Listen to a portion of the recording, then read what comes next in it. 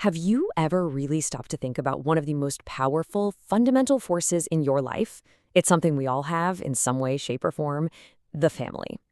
People often call it the backbone of society, and for good reason.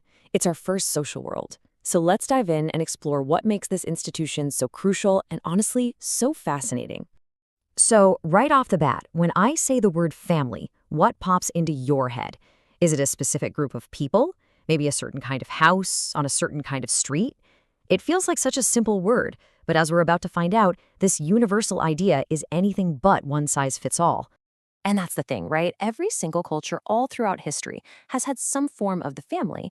It is a human universal. But the blueprint for it can be wildly different depending on where and when you look. To really get a handle on what family means, we have to look past our own picture of it and see just how diverse it can be. Okay, so let's get on the same page. When sociologists talk about the family, what are they actually talking about? Well, it's way more than just who you share a roof with. It's really this complex web of relationships, rules, and responsibilities that kind of holds society together. This definition really nails down the key ingredients. You've got the ties that bind people, whether that's marriage, blood, or adoption. Then you have this idea of reciprocal duties. The give and take, the obligations we have to each other. And finally, every family creates its own little culture. It's like a social, economic, and emotional hub, all rolled into one. All right, so with that definition in our back pocket, let's unpack those different blueprints. You can actually sort families out based on a few key things: who's in charge, how you trace your family tree, and even where a newly married couple ends up living. First up, power. In a patriarchal family, which is pretty common historically, the father or the eldest male is the head honcho. He's the one in charge of finances, major decisions, you name it. But in a matriarchal system, that authority is centered on the wife or mother.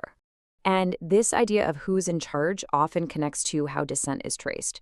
So in a patrilineal system, the family name and property get passed down through the father's side. But in a matrilineal system, it's all about the mother's line. That's what determines your ancestry and who gets what. And of course, the marriage structure itself is a huge part of the blueprint. A monogamous family is what most of us are familiar with: one husband, one wife.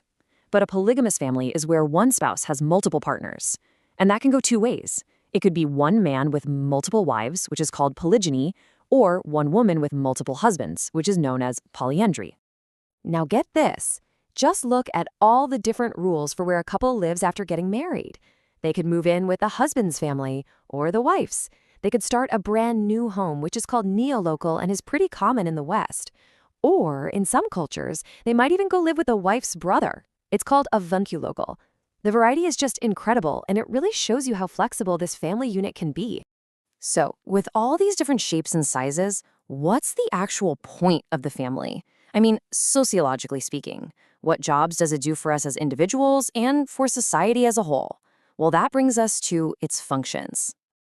To make sense of this, a sociologist named Mai Gliver came up with a really helpful way to think about it.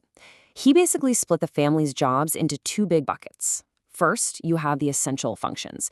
These are the absolute core jobs, the things that no other institution can really do. And then there are the non-essential functions. These are things the family can do, but that other parts of society can and often do handle.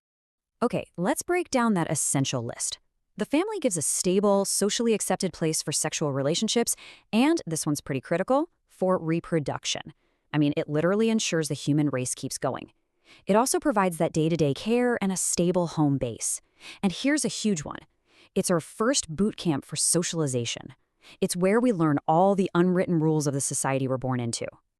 Now, for the non-essential stuff, we're talking about things like being an economic unit, passing down property, giving kids their first religious and educational lessons, and being a center for fun and recreation.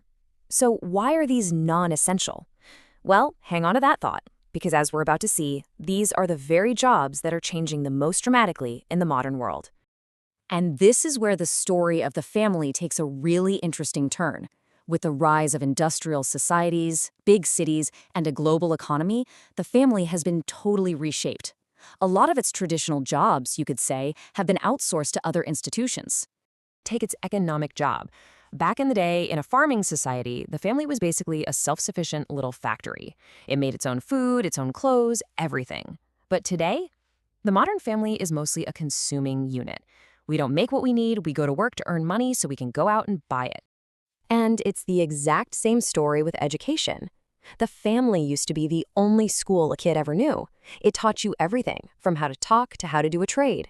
Now, that huge responsibility has almost completely shifted to formal places like schools, colleges, and universities. And what about just having a good time? Historically, recreation was a family thing, right? Storytelling, playing games, community festivals. Today, while we still have fun with our families, a lot of our entertainment is commercial and happens outside the home. We go to the movies, theme parks, restaurants, you name it. So here's the big takeaway. There has been a massive shift. So many of the duties that were once the family's job and the family's job alone, from making things to teaching kids to caring for the elderly, have been taken over by specialized agencies, both public and private. Now, with so many of its old jobs being handed off to others, you might start to wonder what's left for the family to do. Is it becoming less important? Well, according to sociologists, the answer to that is a very clear and definite no. And this quote really hits the nail on the head.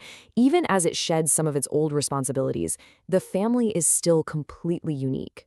Its core jobs, providing that deep emotional support, that first round of socialization, that profound sense of belonging, those things are more important than ever. No other institution can really replace that. So you see, the family isn't getting weaker. It's just getting more specialized.